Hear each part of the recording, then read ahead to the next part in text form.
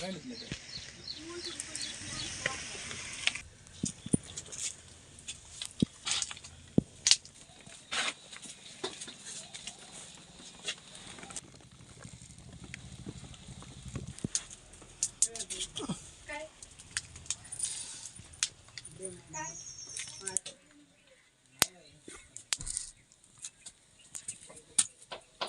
दीड वाजेच दरम्यान झालं. बरं कसं किती म्हणजे काय नुकसान किती लोक दिवस आम्ही दोघी तिघी लेडीजच होतो फक्त. बरं हा म्हणजे काय एकदमचे वारेगावर आलं सगळे पत्रे ते सगळं उडून गेलं. बरं इथं आम्ही बसलेलो. हा म्हणजे एवढं प्रचंड वारा असताना तुम्ही इथं काय तुम्ही पत्रे वर ओढले तेव्हा कुठं काय बाजूला बसले हा इथंच उभा होतो आम्ही इथे बाजूला. गडी माणसं कोणी घरात नव्हते का कोण नाही. कुठेच नाही सगळं शेतामध्ये लहान मुलगा एक लहान होता ना तिथं प्रेग्नेंट आहे ना ते. हा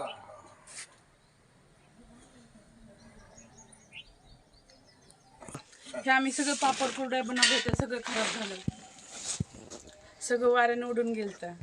लय चिखल झालाय सगळं. हे आम्ही आत्ता बनवलं होतं उन्हाळ्यात. एक हप्ताभर झालं बनवलेलं. काहीच राहिलं नाही घरामध्ये. सगळं भिजलंय. काहीच नाही राहिलं घरामध्ये.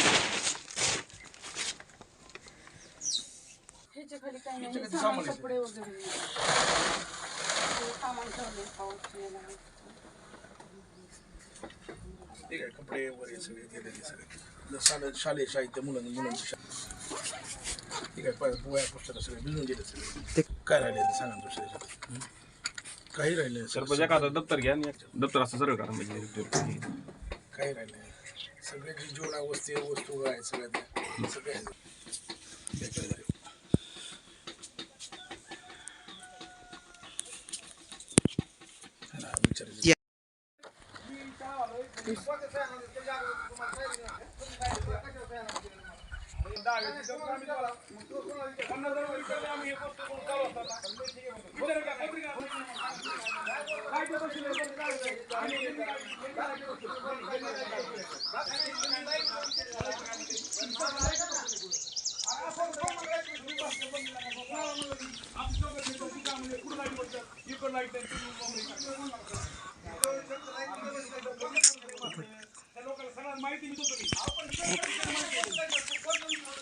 कोणता फोटो आहे त्यांच्या इथलं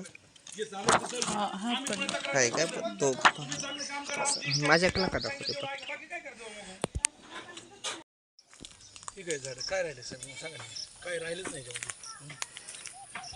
काय राहण्यासारखं काय परिस्थिती नाही ना होय खान झालं सगळं लिंबाचा सडा झाला ना सगळा होय काय राहिलं हे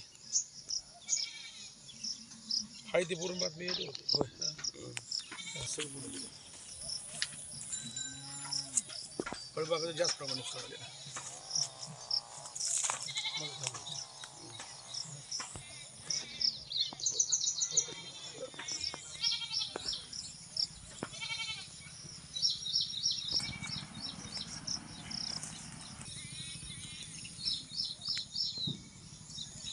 आपलं कुठे गेला अविनाश शरद काय राहिलं सगळे झाडं पडून गेले सगळे काय राहिलं सगळे आम्ही गळून गेले सगळं पडून गेले सगळं काय राहिलं सगळं पडून गेलं येथील काल 1-2च्या दरम्यान जे वादळ वारं आलं या ठिकाणी आतोनाच शेतकऱ्यांचे नुकसान झालेले आहेत. बरेच लोकांचे पत्रे उडून गेलेत. या ठिकाणी आज पोपट खांडवे या ठिकाणी मी आलेलो आहे. यांचं पूर्ण संसार उद्ध्वस्त झालेला आहे. जीवनाक वस्तू सगळ्या गेल्या पूर्ण पत्रे उडून गेलेले आहेत आणि घरी लहान लेकरं होते. उद्या वारं एवढं बेकार की कुणाचं मृत्यूहानीसुद्धा झाली नाही पण होण्याची शक्यता होती पण ती अन्नदा टळला आणि आज या ठिकाणी मी पाहतो हे माऊली हे बिचारे आहे यांचा आज संसार उद्ध्वस्त झालेला आहे. आणि या ठिकाणी मी सकाळी धससाहेब सुरेश अण्णा धस यांची भेट घेतली. प्रत्यक्ष त्यांना भेटलो आणि सांगितलं किंवा प्रशासनाने तात्काळ आम्हाला मदत केली पाहिजे.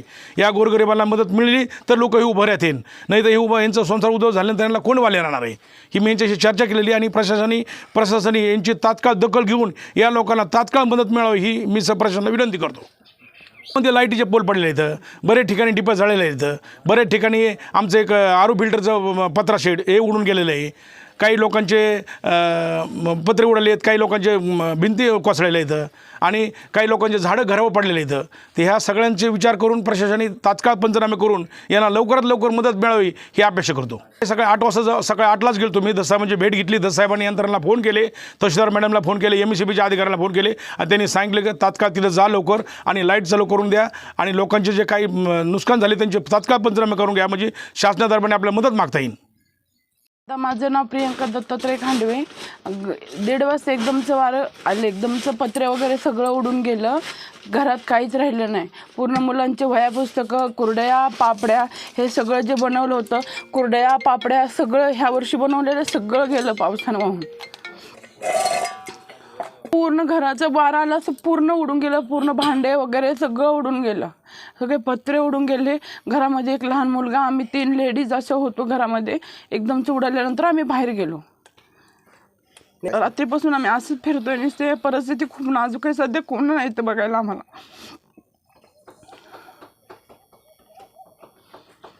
काय धीर दिला? सरपंच साहेब आले तर रात्री पण आलते, आत्ता पण आलते. काहीतरी आम्हाला मदत द्यावी, काहीतरी तातडीची मदत करावी, ते पण लवकरात लवकर. आमचं पूर्ण घर कुटुंब उद्ध्वस्त झाले. घरामध्ये काहीच राहिलं नाही. कपडे सगळे उडून गेलेत, कपडे सगळे भिजलेत, ना हातरून ना पांघरून काहीच राहिलं नाही घरामध्ये. सध्या आत्ता घालायला पण कपडे राहिले नाही, सगळे वाऱ्याने उडून गेलेत.